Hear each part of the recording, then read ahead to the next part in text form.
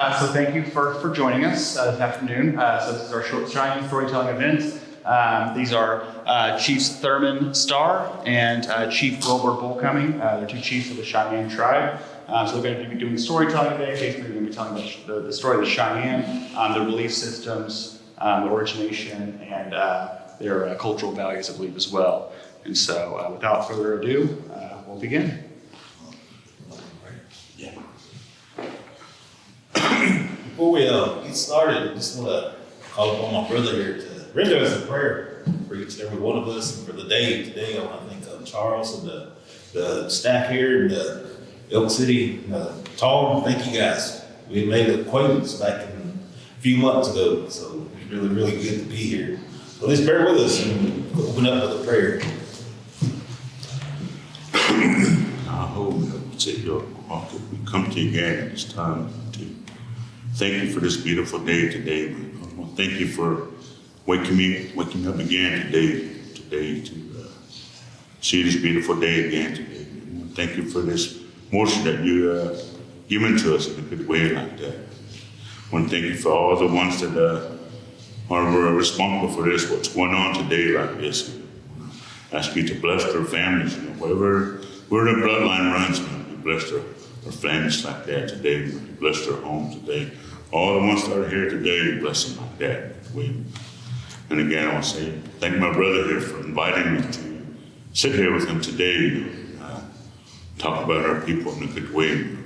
I thank you for all the blessings today that you bestowed on us today. But we ask you to continue to bless all of our people, no matter what tribe they come from, what color they come from. You be with them today. You be with our homes like that. You be with all those that's fighting that cancer. You be with my companion. She's battling this cancer also. Let her be a strong, shining woman today again. All the ones that are fighting this cancer today. That someday you will send them that wonderful healing blessing. You take that cancer away from them like that. We ask you for these wonderful things like that today. I ask you to bless our elder that's out here in Malou like that today, that you continue to be with her each and every day, be with her home, wherever her bloodline runs, you be with them also like that today. Be with all those that's in mourning also, that's missing a loved one today, you be with them like that today. And again, I ask you to be with me and my brother here, as we do our best to talk about our people in a good way, explain good things for our people like that. We're asking for all these wonderful blessings like that today. And if I forgot anything on anyone like that, bless them with a good blessing today. But I ask all these wonderful things today in your son's name. Jesus Christ, I pray. Amen. Amen. Thank you.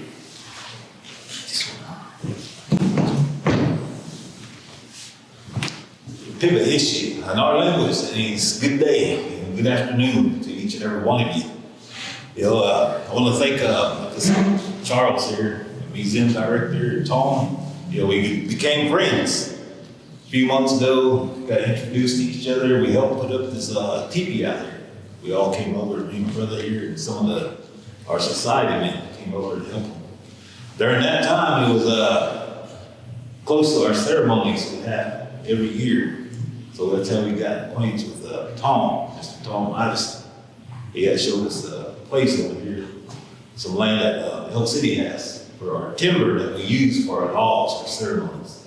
So he introduced us to that, and we got our timber there. So I thank the city here, everybody. We thought of you, Tom and Charles, all the people here in Elk City, that we pray for you, that everything's going to be good. Everything's going to turn out good for the city here, all the surrounding communities. We think about each and every one of you. That way, my brother is explaining to your wife earlier, Tom, that we don't stop at, just our people. We try to take care of everybody, no matter, the nationalities, everybody we pray for, we talk good for. And our position that we have in our tribe, we have to do the best that we can for our people and be the respectful person, generosity, all that. We have to live up to the standards that we were asked for. And like we explained to your wife earlier, we can't say no to anything that anybody has to ask us. Our ways is, my grandmother used to tell me, you know, if you have your last dollar, somebody needs help, you give it to them. And that's what we do. We try to take care of our people. And not only them, you too, also. You know, we kind of come from make a little jokes, you know, that's why we'll say us Chiefs are always broke, you know. We got no money, so we try to help our people like that. But with good spirits like that, we take care of them in our way, praying to the Creator, God. He's the one that brought us here, put us here on this earth. So just a little bit about our life, our tribe, our Cheyenne people. We have a prophet. His name was Sweet Medicine. Over 3,000 years ago, young Cheyenne man took this place we call this mountain. He had took refuge in this cave for 4 years. For 4 years that he stayed in there. And he had a experience with the Almighty, the spiritual Almighty God, so we all say. And he brought to him the way that the Cheyenne people should be. He brought everything that he had to him, this Cheyenne man that was in that cave. Spent 4 years in there, and he taught him all these ceremonial ways that we have today. We still have everything that was given to us back in that day. We still have that, our ceremonies, our way of life, our language. The things that he's given us, we still use everything today. Even the feathers that we have today. What we do with them, how we do them, and what we do to help people, and the things that we use to help our people. Not just our people, but everybody. And through them years, he was taught all these ways. And when he taught all these ways, he told the Sweet Medicine, his prophet, our prophet, to take it back to your people and teach them these ways. So when that time came, he left the cave, and this mountain that he's on, that he was in, this cave, that's what we call our holy mountain. It's called Bear Butte, up there in South Dakota, right there where Sturgis, South Dakota is, just to the northeast, a few miles. Mountain. That's what we call our holy mountain. We try to make it up there every year to do our prayers, smoke our pipes, pray, because that's where everything is at. And through the years, you know, these other tribes has been doing that also. We don't try to keep anybody out there. That's the place that they go for prayer, for help. But we go up there to take care of our people and we call it renewed every year. But he took all his teachings, his spiritual things that he learned, his ceremonies, brought it back to the Cheyenne people. And before he returned to camp, he was approached by some warriors, and he told them what had happened. So before he returned to camp, he told them to make a camp and circle, but leave the east opening. So they did that. They made a circle, left the east open. And when they got done, he come into the camp. They had set up a teepee in the middle, the center of that circle. And he took the chiefs, all the ceremonial leaders, all these warriors took them in there, showed them what he had learned, everything that was given to him. We have Tell them. There it is. It was articles given to us that we still have today. Them way back in the day, them articles were given to us. We still have them today. We keep them. We call him our arrow keeper.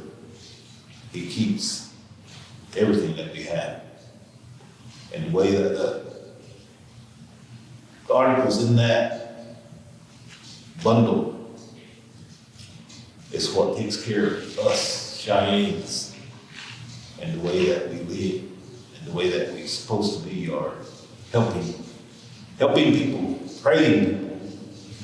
We were called the people, to resist us, Cheyennes. And through the years when everything was brought back, all this stuff started taking place. Our ceremonies, renewal of life every year that we go through our lands out here. We have our ceremonies, which Tom and Charles had attended, the one in Hannah.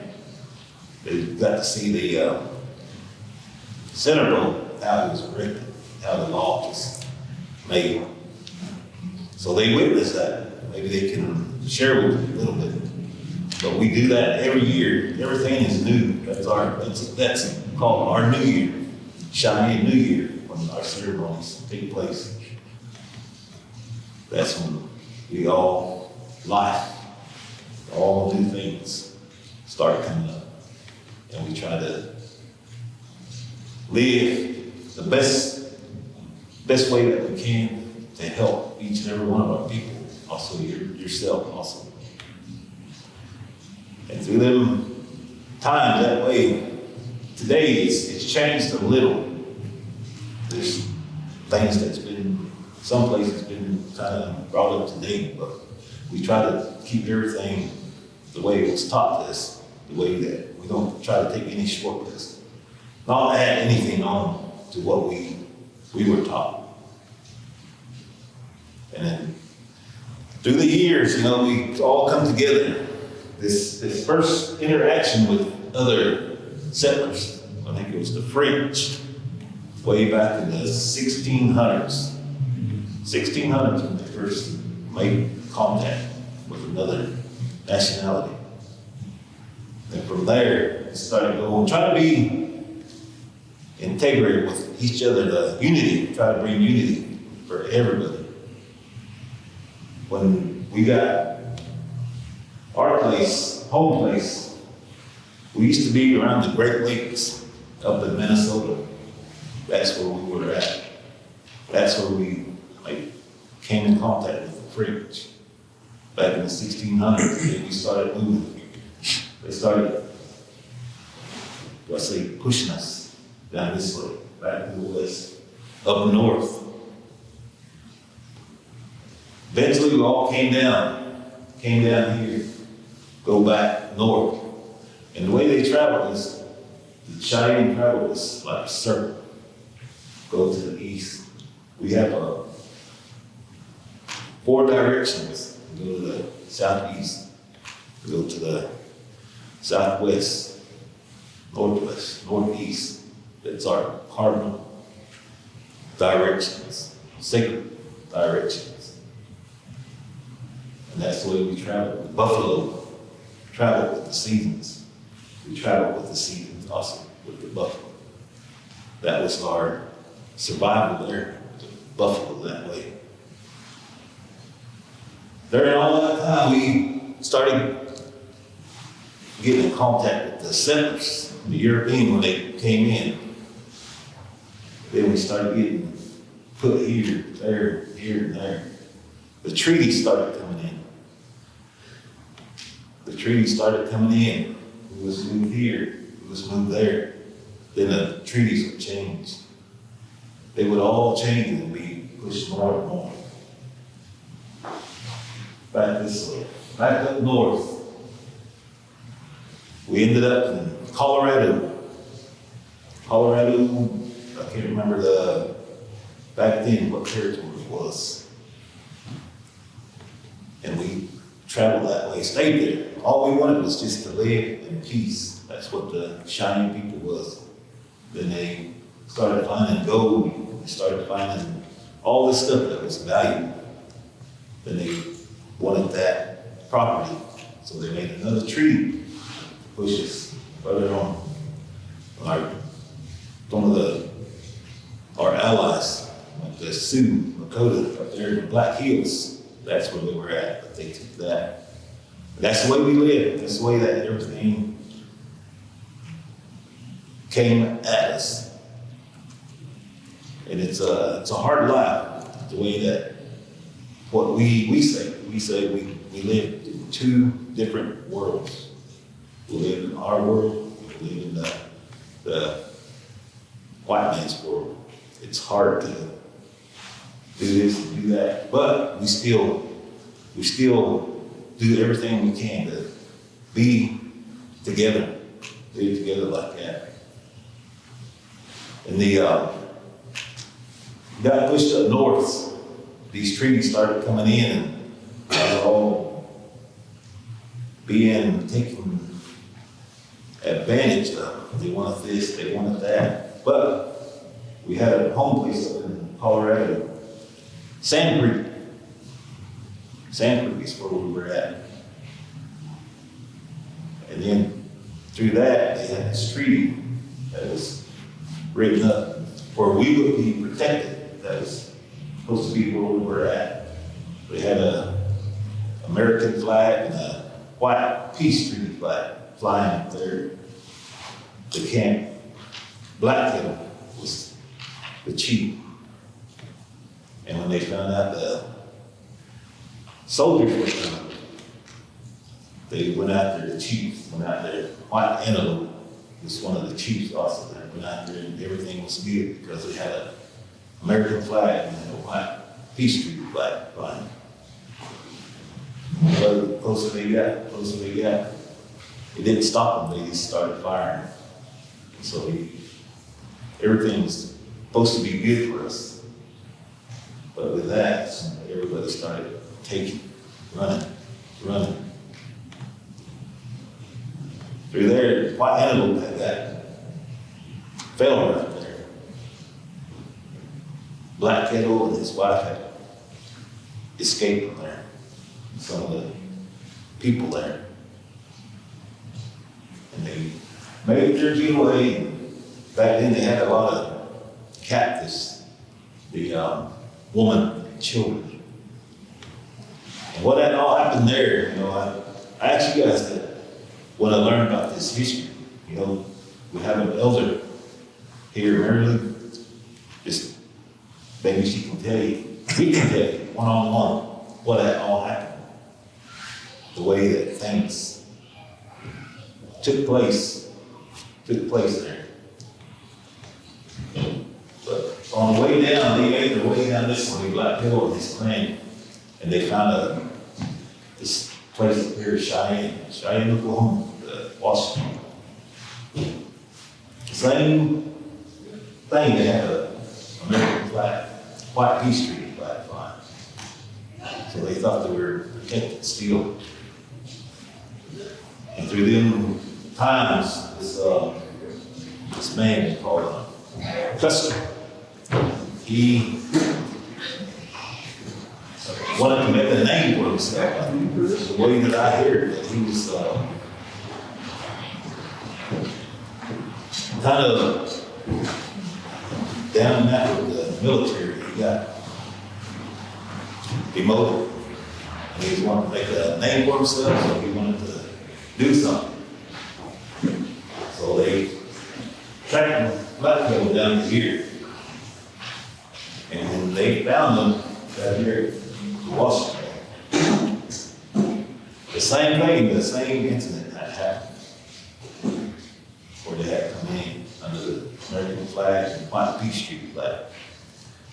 And had done the same thing what they did in Sand Creek. And today, we still kind of hold that here, but everything is forgiven.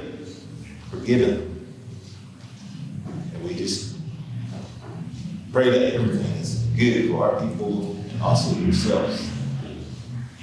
That all good things come to all of you. Everybody, all nationalities, no matter the skin color, no matter anything like that. That's what we pray for, that everything will be good between all of us. Unity is what we strive for. And we try to tell everybody, that we have a lot of questions that ask us, our God. Who's our God? We all have one God. We worship the same God that we worship. We just have our language, Mahel. That's God, created. The Almighty is what we say. Anytime you hear the Mahel, it's good. Everything's good for us. Everything will be all taken care of. And that's who we go to. We just worship the same God that we worship, just in our way, our fashion that we do. And we pray each and every day when the sun comes up, noontime, when the sun goes down. Before we go to bed, we take care of everybody that has come in contact with us. Just like today, pray for all of you, each and every one of you, that everything is good with you and your families. And we got more and more stories and more history for our people.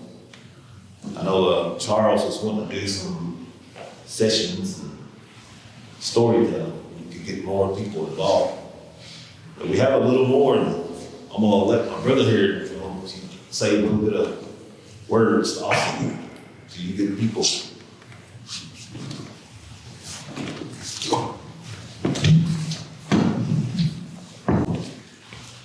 Just introduce myself again. My name is Thurman Starr. I come from the Hammond area, Red Moon District, they call it. My mother is Christine Fingernail Starr. My father is the late Frank Toby Starr. He's originally from Watanga. My mother's lived in the Hammond area all her life, so that's where I've been. And, some of the story my brother was talking about, some of these peace treaties, that they made back in the day, a lot of them were broken, and like I was telling the lady earlier, sometimes it upsets me the way we still get treated today, we're not going anywhere, so we're going to still be here with you guys. We still pray for all, like brother said, we still pray for all colors, all tribes, that was passed down to me, as I was growing up, the teachings was given to me by my father, my mother, my grandparents, Martha Fingernail, Pete Fingernail, Almost all of us there in Hammond are pretty much kind of related to one another, some way, somehow. And, as chief here, we try to do our best to live our lives in a good way, the best way we can. And we try to talk good for all tribes, all colors, And, it's I'm trying to think of, something for you guys I can, share a story with you guys, about, I can share something about our camps. My mother, she grew up there in the camps area, it was kind of exciting to hear her talk how they would make their way to town, walking from that place where they were from, north of Hammond. They would walk along a creek. They would have to leave in the mornings, spend all day there, and they had to walk back before it got dark. Things like that, I'm glad I had a mother that would share stories with me like that, I know Emma probably got stories like that from that place also, 'cause that's where And she kind of might have grown up a little bit also. But again, you know, it's always an honor when someone asks me to come and talk on behalf of my people. And I always tell people that, you know, I'm nobody special. I'm just Thurman Starr, just trying to make a living on this world, you know, and do best for my people. Take care of best way I can for my people. And you guys are my people. I'm just letting you guys know that. Not just the Cheyenne people. All of you guys are my people. No matter what race, what tribe you come from, you're my people. And like I say, you know, it's hard to come up with a story because I don't get put in front of people like this too much often, you know. Maybe my own people, you know, my Indian people. It's a little bit easier to talk in front of them, you know.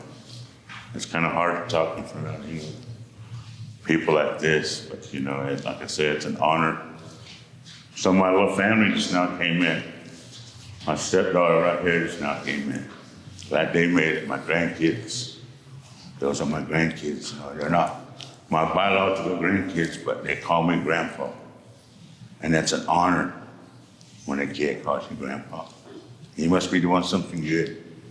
That's what my grandpa always taught me.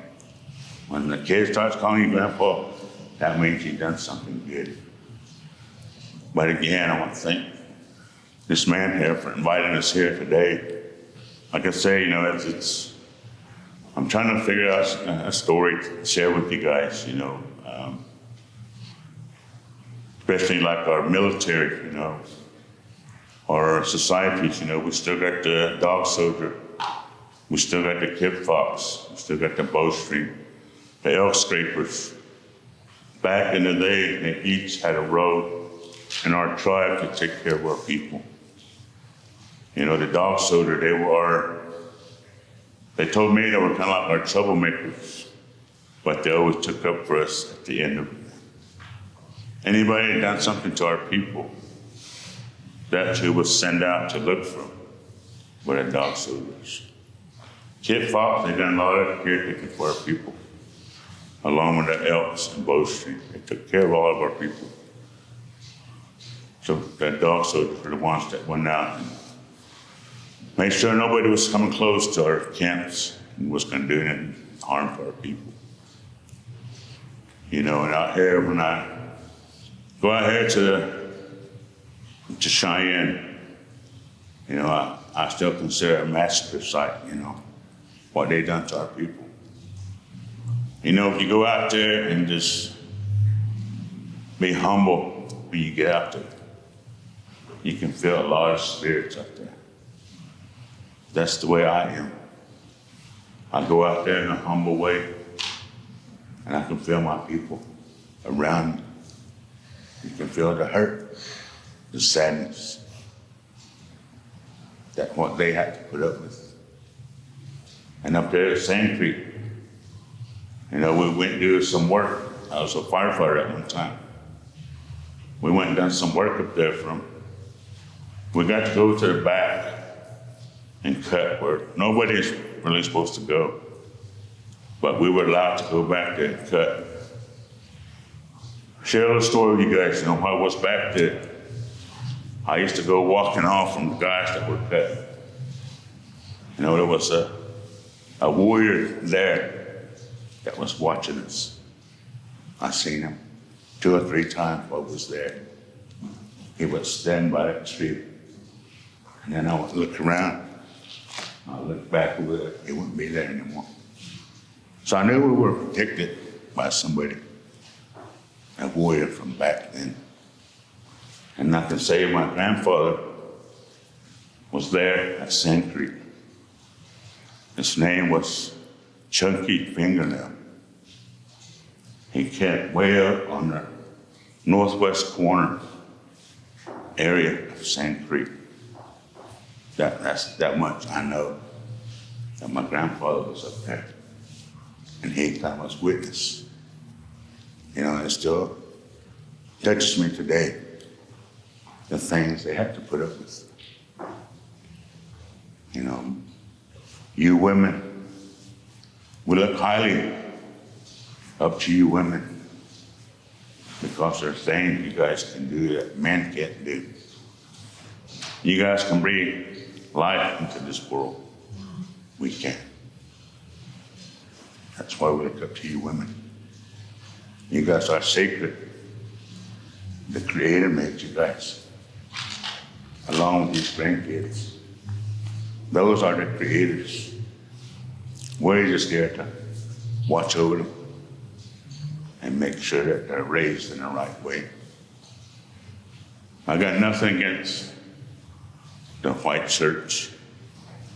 But and them people, like you said, we got our own way of worshiping our Creator. We got the sweat lodge, the Native American church, and our Sundance. To me, that's a big family get together right there. That's our family get together there, our Cheyenne Sundance. Because it brings all of our people together. We're renewing our lives again for a whole year. That's what that is considered. Our Sundance is bringing our people back together for prayer. Right now, a lot of us are in mourning. We have to put up with that COVID, that thing that we couldn't see. Couldn't see that was taking lives. That's just me. I'm still mourning. My mother didn't catch it, but it was hard losing my mother, especially when you're close to your mother, your teacher. That was the only thing I had left. Over 10 years, my father had left us. Over 15 years. The only thing I had was my mother. That's why I always say, if you still got your mother, you're a rich person. That was one thing that was always taught to me. You can still say, Mom, you're a rich person. You're richer than me. That's how I look at things. So worship your loved ones, especially your elders. We're losing our elders quite a bit, along with our language. I still pray that we're going to get our language back. That's one thing that I want, as our Indian kids to be able to speak our Cheyenne language again. And again, I want to thank the city for allowing us to take some of this timber and use it at our lodge there. I'm one of them that go out, look for our lodge. But this time it came easier. These guys found it through some of them folks that live here. And we want to thank them for that, allowing us to harvest that timber and use it in a good way. Like my brother said, we thought about all of you guys here in this little city here, this little town here. Maybe it will prosper, this little city of life. We always pray for the little community Hammond, along with all the surrounding communities. We want good things for our people. We want all colors to come back together like it used to be. Back in the day when I was growing up, I always tell some of my younger ones that you could sleep with your door open, just your screen door open, locked, that's it. You can't do that anymore today, of the society that's going on today. But, I wish the best for all y'all today and the upcoming days, But again, I want to thank Emma Lou for being here with us today. One of our tribal elders, I want to thank her for being here today, And I hope I done good. I hope we done good. We've done our best. And like I said, I'm not put up in front of people like this too often. But again, I want to thank you guys for allowing me to talk here and do my best, to talk for my people and let you guys know how our chieftainship is, the customs that we still believe in. Like my brother, he still believes he don't go around his mother-in-law. That's our customs. We don't talk to our mother-in-laws. Our mother-in-law comes in the room, we get up and go out the room. That's how much respect we got for our mother-in-laws. We still live up to things like that today. So, we still try to live that way that was taught to us. That's how much, respect we got for our mother-in-laws. Even their aunties, they're considered our mother-in-laws also. And when they come in the room, I used to get up and leave the room because I can't talk to them. I'm not allowed to talk to them. I'm not supposed to talk to them. And I always notice that my brother, he does that. He'll get up and leave the room when his mother-in-law walks in. This is how much respect we got from him. But again, thank you guys. I met this man here. I forgot what his name is. I know he said Coffee. Glad to meet you. And all the ones I got to meet, hope y'all have a good evening today, Wish y'all the best throughout the remainder of the year, And like he would say, our ceremonies that go on, our Sundance, that's our New Year. That's because everything is just now turning green. That's when we consider a new year. It's the springtime. Because everything is turning green again. All the babies are being born. So that's what we consider our New Year is when our Sundance is over. Then we can go on and live our lives in a good way again because we renewed our lives again. But again, thank you all for allowing us to be here. And again, wish you all the best in your families. Wherever your bloodline runs, your family will be blessed in a good way. Thank you. Yeah, like brother here was saying, that my mother-in-law, me and my wife been together for 37 years. And out of all the years, I think I've spoken to her maybe 3 times. 3, 4 times, that was it. Shook her hand maybe twice. Like he was saying, respect, that's what we're taught when we're young. Respect for everybody like that. Like he said, all the woman, we hold you up here because of what he said. You carry life, you bring life into this world. We can't do that. You're a lot stronger than we are. Us men, we can only do so much, but every woman can do a whole lot more than we can do. So that's why we respect it very, very much. I want to apologize to Emma. I called you Mary Lou earlier. Emma, apologize for that. It's like he was saying, it's one of our elders. We respect her. She's still here with us. Anybody that has an acquaintance with her, you're really, really blessed to have her with you at times like this. And through the days, all year long, that's what we look up to, our elders. They're the ones that lead us. They're the ones that teach us all the teachings that we have. It's like my brother said, we're losing our elders in this pandemic. That's what we pray for all through this, that everything's going to be all right. Everything's going to get better in time. We lost some of our loved ones, like you said. I lost my mother during that time, but not to that. She had cancer. Went on. My mother was Esther Miles Seaver, and my father was Donald Bullcoming. My grandmother on my father's side, Roy Bullcoming, he was also a Cheyenne chief. My grandmother, Catherine Bullcoming. Then on my mother's side, John and Minnie Miles, we're from Hannah. That's where I come from. I can go back generations to Sand Creek, where we come from. But just don't want to take up too much time. Just want to let you guys know about our traditions, our way of life. The Cheyenne way of life, it's a hard road. That's what I was explaining to the ladies, the positions that we have. It's a hard road. We can only do so much, but we have to do for everybody.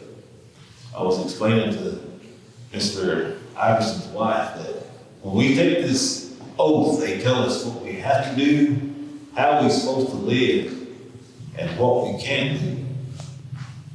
And that is hard. If something happens to one of our loved ones, something happens to them, somebody does something to them, we cannot take up with them. All we can do is go get our pipes out, go smoke, pray that everything's all right, pray for that person. Take no retaliation, anything like that. All we have to do is take it here in our heart, that everything's going to get better. And also, our way that we have to do, like I told her, we can't say no. You can't say no. No is not in our vocabulary to cheat. Everything that people have asked, we try to do what we can. Try to do our best. Just like Charles here, he had asked us to come here and do this. I think this is the first time we've ever done something like this. Kind of come up and explain our ways all the way from the beginning of our time, way back there. From what we remember, we try to do that, what he asked us to do. And we come here today just a good way, a humble way, and respectful way to each and every one of you. To come here and do this. And this black kettle, when this happened up here in Cheyenne, after that, people moved down to Washita River and to what is now Hammond, Oklahoma. They have AIDS camp north of Hammond, I think a mile north of Hammond, down there on Washita. Well, the black kettle fell up there in the Washita.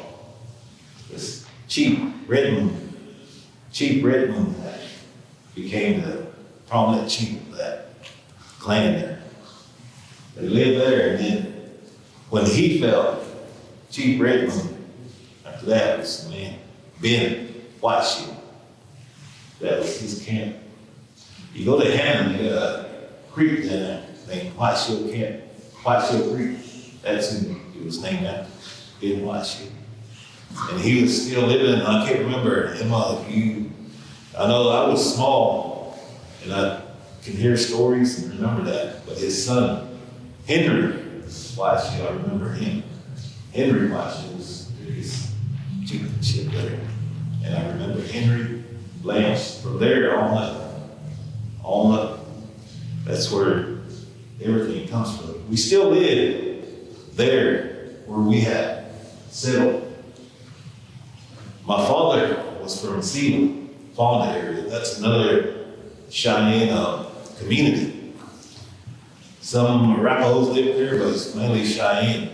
On down that way, Thomas, Clinton, on up that way. That's where the Cheyennes all come from. Now it's Kingfisher, El Reno, Gary, Watonga, all down through the river down there. Well, that's where we just kind of migrated that way. And then about our traditions, our chief. It's like I said, a hard life, but we have to do it in our chieftainship. It's not a hereditary thing. It's up to the chief. The family can make a nomination. And if that person is up to the standards, the chief will take it. But before you become a chief, they have initiation. They tell you, like I said, they tell you how to do all this oath you take, you live by it. If you don't live by it, you start drifting off. It comes back on you. Maybe you, maybe your family, maybe your little ones. It makes you think about things. You need to start living right.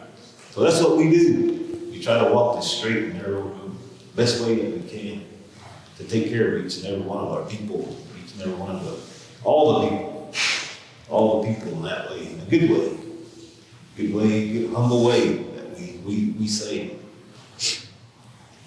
And all this time, these years, and all this stuff, I got this thing here that was written by one of our chiefs. Oh, Larry Ramos, not written, but he's translated that way. He's from Watonga, He's an elder. He knows a lot about our Cheyenne ways. Sometimes we get with him, sit down, and start visiting. That's what we learn from our elders. They teach us the way we should be. I'm just a young one. My brother here has been in that chieftainship since he was a little boy. They call him boy chiefs. Young man. He got initiated when he was, 9 years old. 9 years old. Myself, I've just been in there since 2018 when I got initiated to the chieftainship. I took my father-in-law, Edwin Peeble, his seat. That's where I got mine from. And he was a really, really well-respected man. He did a lot. He was a member of all our, pretty much, Native American church. He was a member of that and did a lot for a lot of people. Same way with my grandfather, Roy Bullcoming. He did everything that we had, that we still have. He's done pretty much all the ceremonies. And me, I'm still a young man in that teepee, still learning. I don't know everything. I just know what's been taught to me, what's been shown for me, and how to get up and, take care of this and that. But I don't know everything. My brother here, we're about the same age, but he knows a lot more than I do. So I look up to him. He's the one that set me in that chieftainship, that teepee. My brother here's the one that did that. So he's been there. He knows a lot more than what goes on there. And I just sit back and I watch. I watch and learn. They always told us, sit down. When the elders talking, sit down, listen. Just listen to them, watch them. Listen to what they say, they're teaching that way. That's the way that they used to teach the young ones. And back in the day, everything was spoken our language. Our language, our Cheyenne language. That's how the young ones sit down and listen. They picked it up. They picked that language up. And now today, they talk it that way. Myself, I was one of them that ran around, didn't sit down and listen. I can't speak it. I can understand. And it's hard. It's hard to pick it up. So through the years, now I see one of the elders used to tell us, sit down, hey, listen to the older people talk. You learn something. So now I'm still learning. I listen to my elders talk. Brother here was saying that, you don't get up in front of everybody like this too often. Myself, I do these powwows and these dances that we have. They call it a MC, Master of Ceremonies. I get up there, talk, tell everybody how everything is ran, and make jokes. You just keep it going. So I'm a little used to this, but I can't speak, our ways that was shown to them. He knows a lot more than me. I can't really speak on the ceremonial side. I can speak on what I've seen and what I've learned so far. And that's very little. Our ways, we have a lot to learn.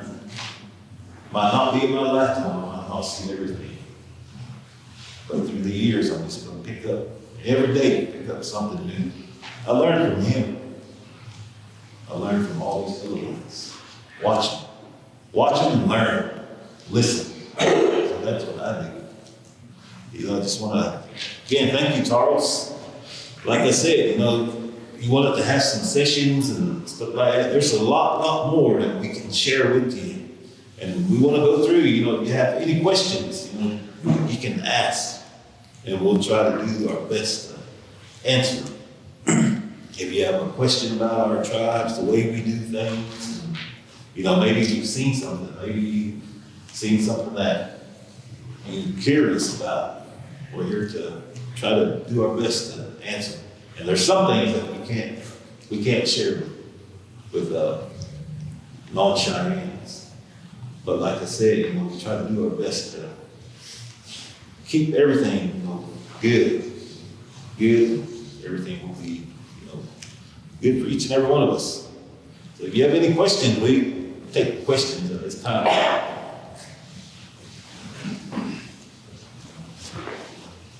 Also, I just want to explain this medal on Bird.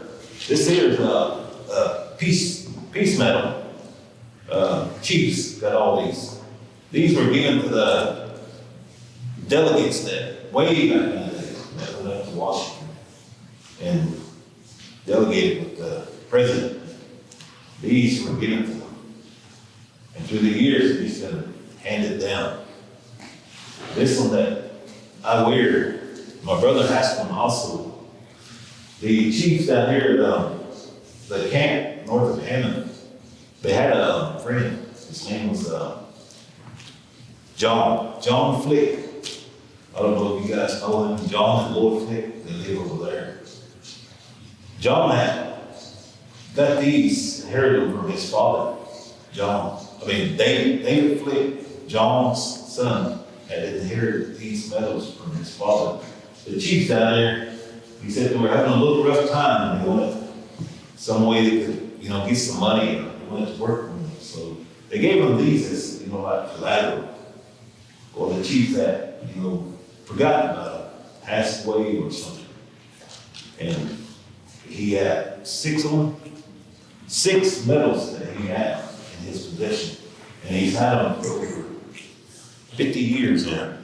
He said he's had them for over 50 years. So David Flick, John and Lloyd Flick's son, he's one of us. He was raised down there in that camp area where the old Washington's camp was. And he grew up with the natives down there. And believe it or not, he's learned to speak our language, Cheyenne language. He speaks it, he talks it, he understands it, and he's taking up our ways. We have a gourd clan that we have. It's called the Red Moon Gourd Clan, Gourd Society. And he's a member of it. He became a member of that back been years ago. So he goes around, he dances with us. Him and, I don't know if you guys might know, Don Williamson from him, Bart Williamson. Who else was on that? That's about the main one. But they're non-natives, but they belong to the Gourd clan that we had. But back to this, David, he would get them out. He said, get them out maybe every 6 months, shine them up, polish them.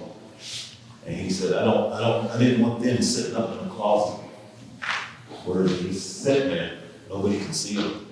And he got with us and explained to us that what he wanted to do. He said, I want to return them back to where they belong. And he said, I want to give them to the chief from Hannah. So there's myself, Brother Thurman here, Jason Goodland, he's from Hannah, he's also the chief. And Melvin Miles, he's also the chief from Hannah. And also, young boy, I told you, Ethan Bird. He was supposed to be here today, but he had school. He wanted to come along and sit here with us. He's one of our young boy chiefs. And he don't have a say-so right now in the chief's teepee. But that's why we'll get them young, or we take them, set them in there, and they sit and they watch what all goes on in that teepee when we all get together, the chiefs. He just listens and watches on. That way, our teachings, he can carry it on to the next, his generation. He couldn't make it today, but he's another one from him. And my uncle, Rodney Bullcoming, he's also a Cheyenne chief, and he wanted to give one to him. So he got us together and had a little presentation. He got all the medals together, told us the story about how his father acquired all the medals. He wanted to give them back to to the chiefs. So he got us all together and made a presentation, give us these. These were all given to us by them. And he couldn't remember the chiefs' names that they belonged to. And this one here, it's back in 1849 is when it was given to him, given to the chief, and then it's been handed through the years. So this is one I wear today. So maybe, when my time comes, I have grandsons that may, I'm not saying will, but may step up in there. If not, it's up to the chiefs to replace that seat. Same way with brother, he works his. When we get together, we try to all get these, but it's very, very seldomly that you get more than 2 chiefs together at one time. If you see 5, 6, 7 chiefs together, that is something to see. And there's times that we have been together, we've had maybe 15, 16, and we all put on our war bonds, put them on, and we all dance together. And a lot of people, they really see that. They get like blessed, emotional. It's something to see when we see all together. And especially when you get 44 of them together, all together with their bonds, to see that. For me, I have not seen that. Maybe 15, 16 of us together. But like I said, very seldom you see more than 2 of us together. But when that happens, we try to do our best to bless each and every one of you. Bless each and every one of you with lives, long lives, what we ask for. Ask that you be blessed with long life, long, strong, healthy lives, from the youngest to the oldest. We just wanted to say a little bit, about our ways and our camps. We still call it camps, the whole camps. Emma and Lou knows what we all talk about. You guys are more than welcome. They have this every year up there in Cheyenne. 1868 is when that thing took place. And we go up there every year. You're more than welcome to come up there. We'll probably be up there. And we'll be having doing our little thing up there, down there on the grounds. We'll do that. But we'll be there, maybe more than 3, 4 chiefs up there. We all try to tell our stories like this. And we have a lot more stories also. Like his brother here was saying, his grandpa, Chunky, fingernail. I heard the stories. He was up here. He seen what went on. And that's where the stories started coming down. What all took place here of Sand Creek. He's a young man. Later in his life, he became a scout from the United States Army. Have a lot of family members that have become that scouts. And it's really, really something when you can get up, remember to know who they were and talk about it like this. Share it with each and every one of you to let you know that where some of our history comes from. And a lot of our people, our own people, the younger generation don't even know that, this happened up here, right here in Oklahoma, right here where we live. They don't know that happened. But when we get our grandchildren together, we try to tell them, what all took place, and tell them that your relations, relatives, our ancestors were all part of that. And we don't try to put anything bad into their mind. It's up to them how they want to take it. We don't tell them this. We don't tell them to take it like this. We just explain, where they come from and what happened to them. And just the way they carry it is up to them, not us. We don't teach them that way. We have a forgiving heart. It's hard, but it has to be done. But we forgive everything. go to the Creator or help that all things are good. It's hard to forget. We can forgive, we can't forget. I want to share a little bit the places that we have go and take part, something just to get our tribe, mention our tribe.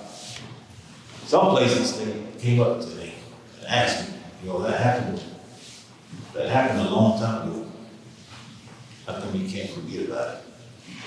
And I don't take it, to heart or anything. I just reply to them and say, we just remember, we're just honoring our ancestors, what had taken place back then. And I asked them, why they had asked me that. And they just said, well, that happened a long time ago, don't you forget about it. I said, let me tell you something.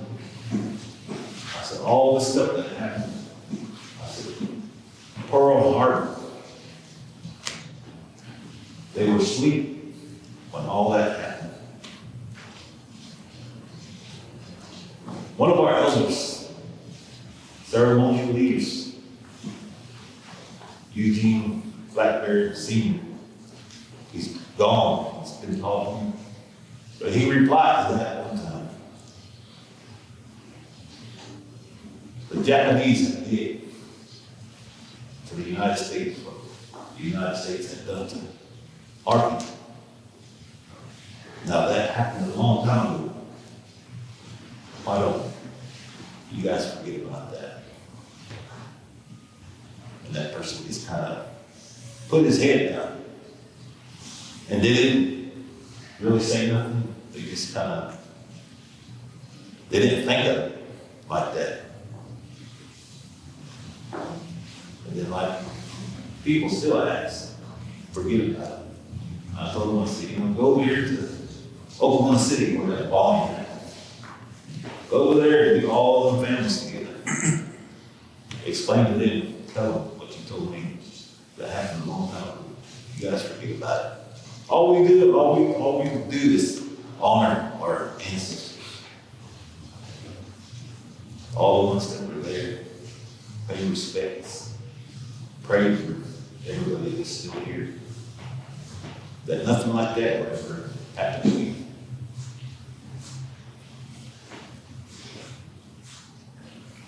Things like that, we don't take it to heart here. We just try to do our best to represent our people, our tribe, and do what we can to take care of them and each and every one of you. Like I say, we live in two worlds, the native and the white world, but we manage to do what we can to survive, and still be here, and still be with one another, each and every one of you. So again, I want to thank you again, Charles, for all the good people that's here today. Thank you guys for stopping by and coming, listening to me and my brother here, Thurman, for getting up here, just sharing a little bit of our history. Like storytelling. When you want to hear stories, we can go back and start telling stories. Our beliefs, we have a lot of beliefs. We have beliefs. It's just like when we have a passing of one of our relatives or one of our tribal members, we stay home. Everybody stays home for 4 days, 4 nights. Don't go nowhere. Respect, that spirit. It roams. We're making this last rounds before it goes back. Before it goes back home. Beliefs like that, that's what we believe. Respect them. Other beliefs, ours says bad luck to us. We try to not let owls anywhere near. Talk to them. Go on, there's nothing here for you. Leave us alone. Same way with a dog that's crying at night. Bind your house. Shoot it away. It's bringing bad luck. And what we do, we have cedar, sweetgrass, all that we burn. We call it blessing ourselves. A lot of people in the tribes call it smudging. Or smoke, we bless ourselves. Everything's good. All this bad thing is gone. And we have things that we do, help these sick ones. The sick ones, maybe they're come down with something. But we have things to take care of. Take care of it, really, but we don't know. Put it out there. It's just that they want help. If they need help, they come ask. When they ask, you do it. So once again, Yeah. that's it. I get carried away, so thank you. No worries. Do all the chiefs wear the symbol that you have on your blankets? That's what, I mean, Red and blue, yeah. Yes. all chiefs do that, I assume. I don't know that. Yep. Our original colors was red and black. And the cloth, trade cloth, they couldn't make black anymore, but eventually black's been made again, so. But our colors was red and black. And Is that down in, was that made 1940 then? Yes. It's they say it's real silver. It's really good. Wow. Heavy looking. Yeah, goodness gracious. Yeah. Wow, neat. Yeah. Yeah, the ceremonies he's talking about, I'm part of that. I usually there maybe one whole week. I'm there helping from Monday to Sunday. But really it's Friday, Saturday, and Sunday. I'm there inside our lodge. I'm one of, they call them Sundance priests. And I help take care of our people in there. If I'm not taking care of a young man in there, I'm sitting somewhere if I'm praying for our people constantly.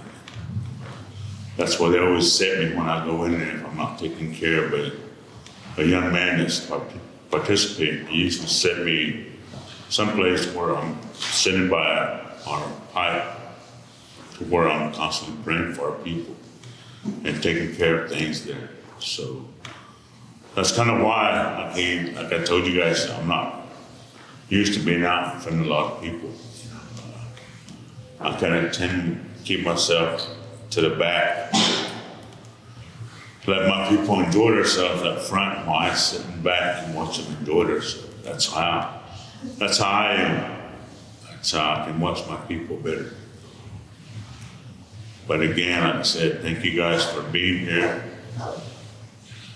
It's always an honor, like I said, for me to talk on behalf of my people, especially those that aren't here today, that can't speak for themselves today. And we're just doing our best to speak for them today. Always talk to us. But again, thank you guys for taking this time out to hear us out, listen to us. And there's things that we want as Indian people to for things to work, we all got to work together. That's one thing my father always said. Work with all other races. Work with them, make friends with them. But maybe sometime you might need them down the road. That's one thing he always said. And one thing he always said was, make friends with the white men, because they're the dominant race on this earth. I got a lot of white friends. I grew up with a lot of white friends.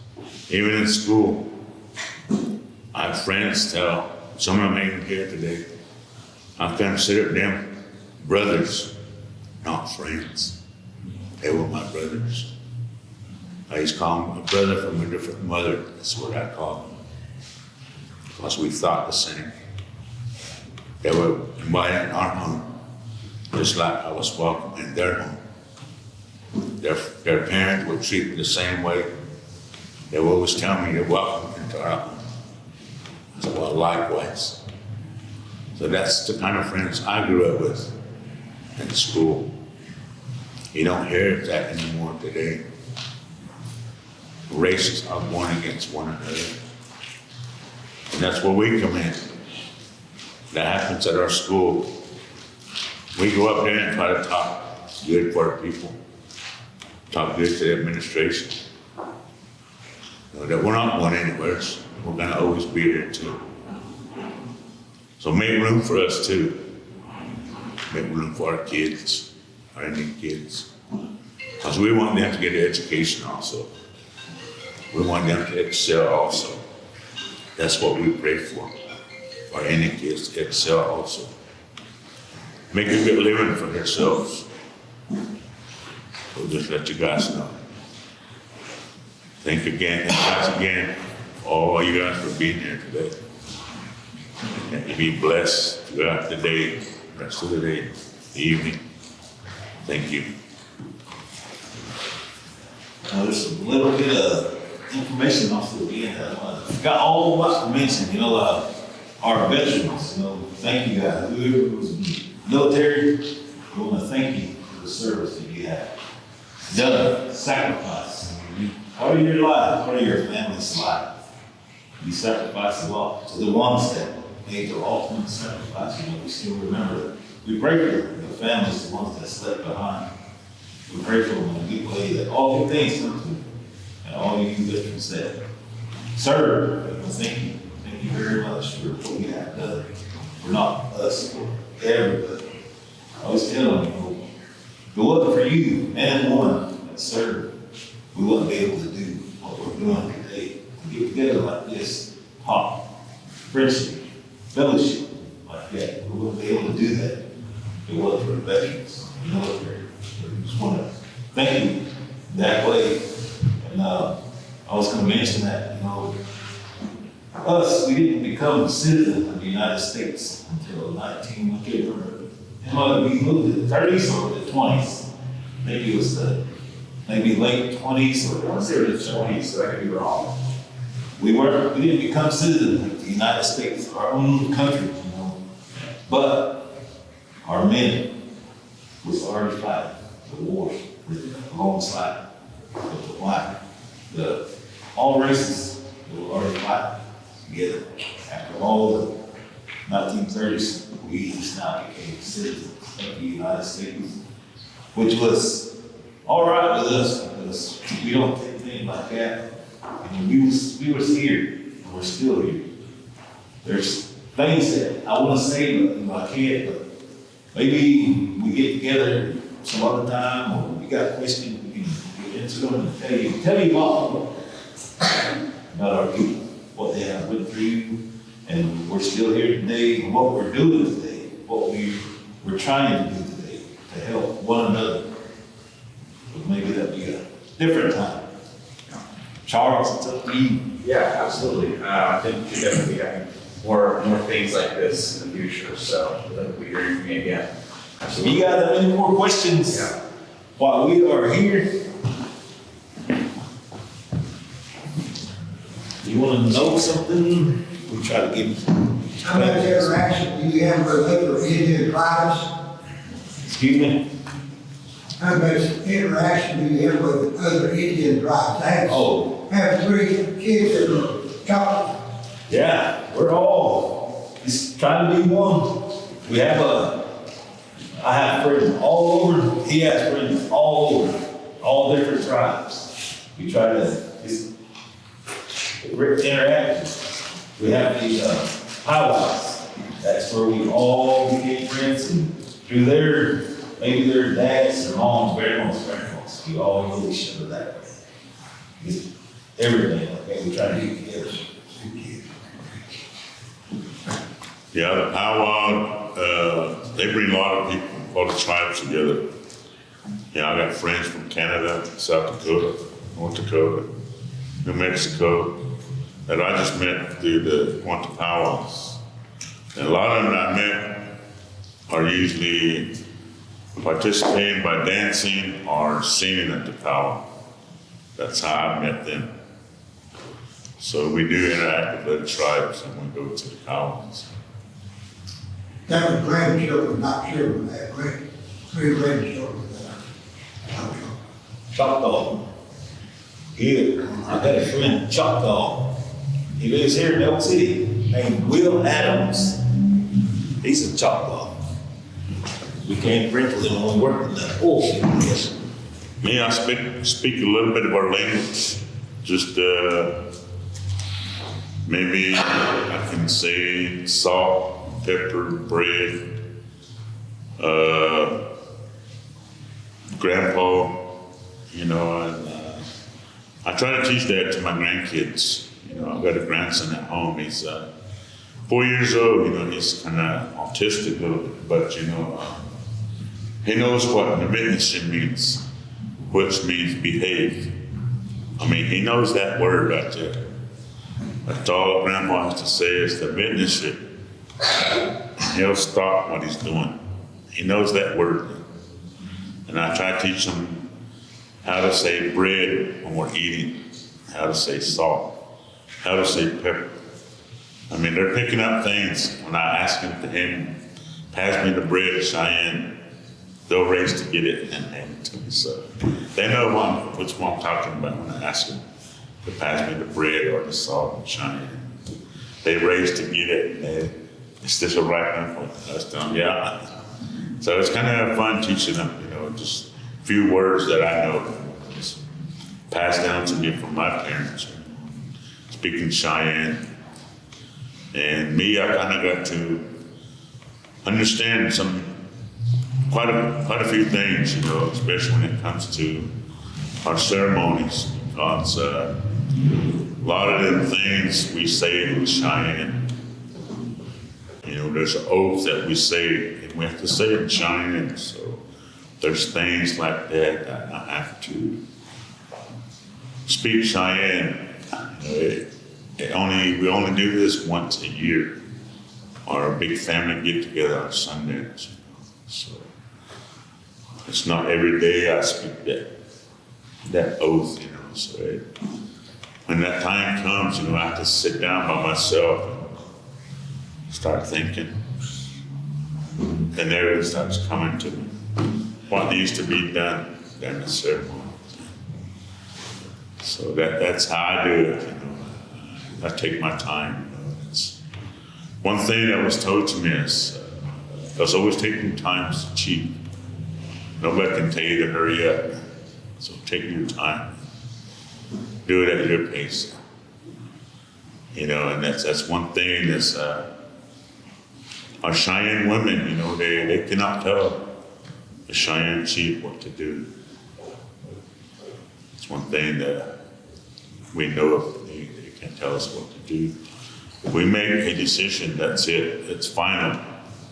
Nobody can come and change it. They can bring us gifts and everything. It's not going to change. We're going to stick with that decision that we make. And like he said, military, you know, I got all respect for all these military folks, men and women. Because, you know, when I graduated school, I wanted to go into the military, but I couldn't. Because I was the only son out of 6 sisters.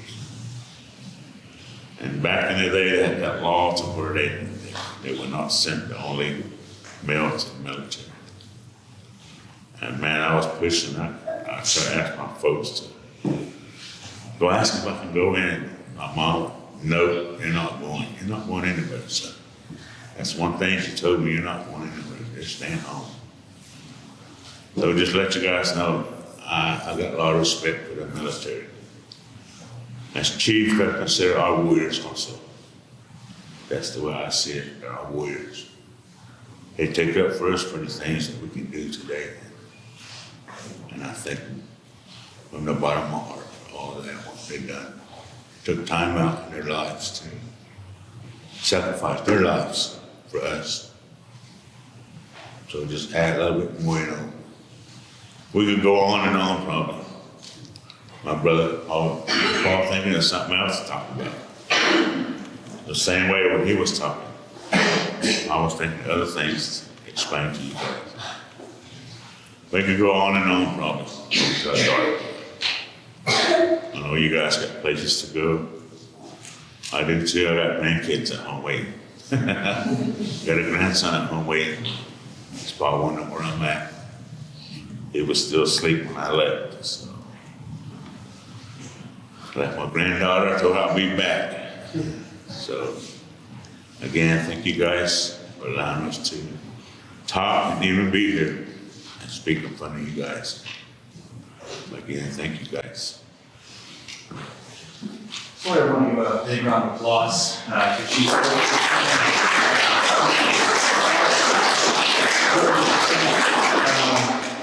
Like I said, I think this won't be our first time that we're going to have something like this. So we're willing to do this again. It's very, very interesting. I learned a lot of things. I can say that at least from this one session alone.